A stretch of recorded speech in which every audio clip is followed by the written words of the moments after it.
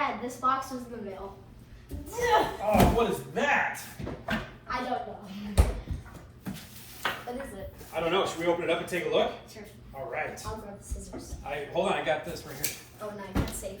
What we got? Totally safe. Safe as long as you cut away from yourself, not towards yourself. Is that right? All right. What do you think it is?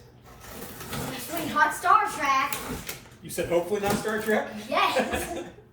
You might be. Let's take a look. Oh. I love these. No way! Is it? No way! Look at that. It is the Empire Strikes Back Boba Fett's Slave One, part of the big one? vintage collection.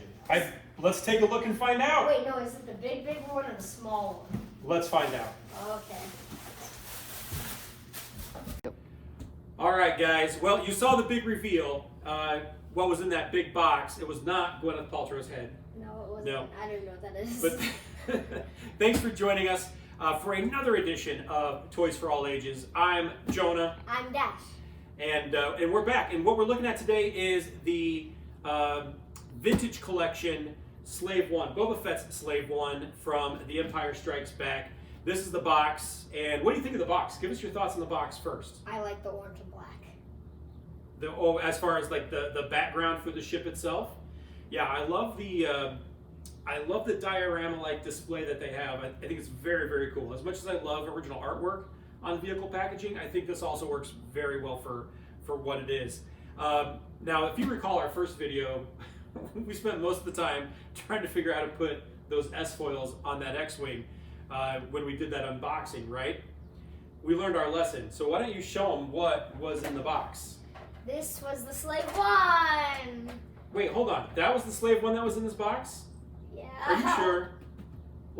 All right, what is that one really? Do you know which one that's from? No. That is the Slave One from the Shadows of the Empire line back in the mid-90s. But that's been one of your favorite vehicles to play with, am I right? Yes. Yeah. But I'm glad you actually brought that out, because what we're going to do is we're actually going to take a look at the two of them together. And we did already get this out of the box, so we don't have to worry about putting anything together on camera, because that will take way too long. So what we have is the Slave One that was inside the box, and The pieces. oh, and the pieces. It came with a couple of pieces, Han Solo and Carbonite, and this cargo container that you can really put any number of different things in, probably even some dudes. Let's take a look at the two side by side. Dash, give me your thoughts. What do you think? Obviously, one's bigger. Right? One is significantly larger than the other one. One has a better design, because this one has really weird guns, like not big ones at all. This one has huge guns with a lot of design on them. Yeah. And let's see the backs of them, actually. Oh, sure. Because that's where all the details at. Yeah, there is a load of detail. Really, there's a lot of detail on both of these vehicles, and both of them have really killer paint jobs, in my opinion. They're relatively similar as far as the painting design. You're going to get a lot more details, I think, with the bigger version of it. Now, one thing I like about the Shadows of the Empire, and I believe it was a carryover from the original Slave One toy, is the handle. Because when you're a kid and you want to play, that makes it so much easier to get a hold of it and to fly it around a room, right? And you don't have that on this one. Or much other bigger ships. Yeah. One of the other things, too, that I want to take a look at, because, and tell me what your thoughts are, one of my favorite things about this vehicle is the side compartment that comes off, which allows you a little more play. You can almost use it for pictures or for dioramas, almost like a play set, right? Even more so than a vehicle. So both of them have that feature, and this one lifts up. And tell us about those differences. What do you think of those differences? I like the lift up way more than the pop off. Same for the cockpit. You have to pop it off or come from the inside. So both pieces you have to pop off. Mm-hmm. So you want to get something. Right.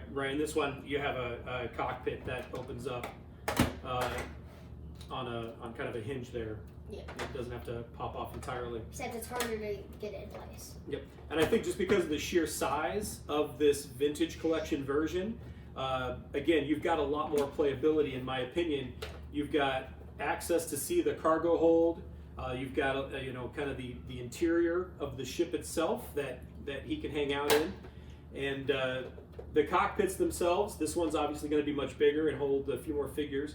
They both have this feature here. If you want to pull down that. It doesn't lift up that well. No, but they both pull down like so, which allows you again additional access. Now this one has a ramp that folds down. Oh, I did not know That gives you access to the cargo hold. And what you can do is you can slide, Han Solo and Carbonite in there. Or can you put it in the bottom too? You could. I don't know if it'll fit in the bottom. You can put this in there as well. Really? Oh, that's cool. And you can close that, and so that'll stay in there. Should get that closed. And there's another place to put Han Solo, so if you want to put both of them in there, you can do that. Yep. So that'll close up in there. But no, yeah, he's not gonna fit. Kind of like in the movie, how they slide him in there. It's not going to work like that on the toy necessarily. Or this one. This one you cannot slide him in. Yeah, but I like to. You can even put Han Solo. There's this slot right here up at the front of the ship, so you can go right into there. So the other cool thing too is the play stand or the figure stand that this thing comes with, so you can put it on display very easily. I really wish more Star Wars vehicles would come with that, because I think that's very cool. I also recommend getting a thing that you can spin it around, because the back's really detailed and the front's really detailed, but you also want to look at both of them at the same time. So I would recommend getting a thing that you can spin it with. Mm-hmm. Let's I got this. You got that? Yeah, thank you. Let's also take a look at it along with another version of the Slave One. This is Jango Fett's Slave One from the kind of the second series, I believe it was. I'm not too familiar on the Phantom Menace or the episode 2, but this is essentially the same one that you see in episode 2, right? Yeah. Okay. What are your thoughts on this Slave One? Because this one's much different than these other two. This one's not for playing, this one's sort of for playing, this one's for playing, this one's not for playing at all. Now, I'm almost going to disagree with you a little bit, and here's why. Because I agree, this one's for playing. This one, I think, is for, big space battles. One is, it's smaller, it's easy to hold. You can hold two vehicles. If you're one kid playing, you can hold one in each hand. You've got this great little handle back here to grip it. But also, you've got some really cool play features, such as these drop-down missiles that fire. Yeah. And death charges. Yep, and you've got the depth charges that will come out of the bottom here with the push of a button. So those will flop out.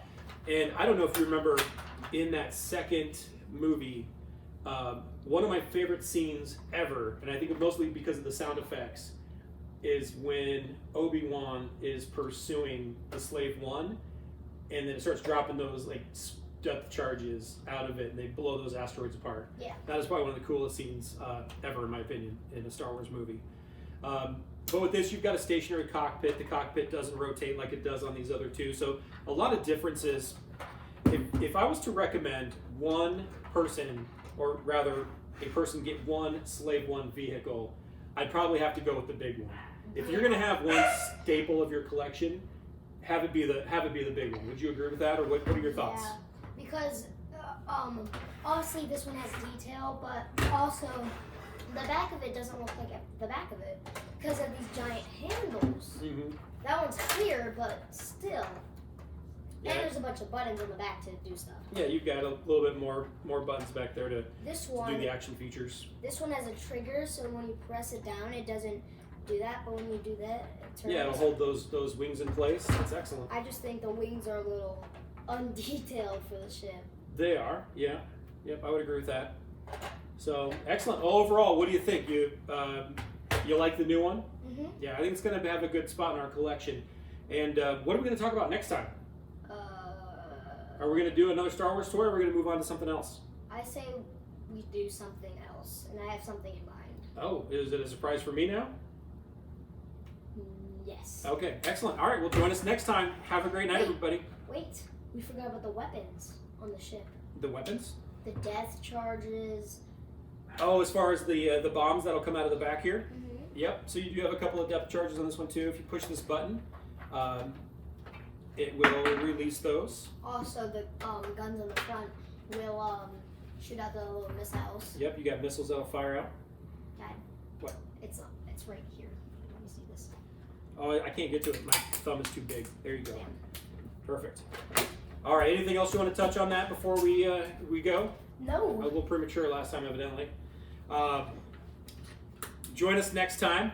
Be sure to like and subscribe. Let us know what your thoughts are on any one of these Slave One vehicles. Which one's your favorite?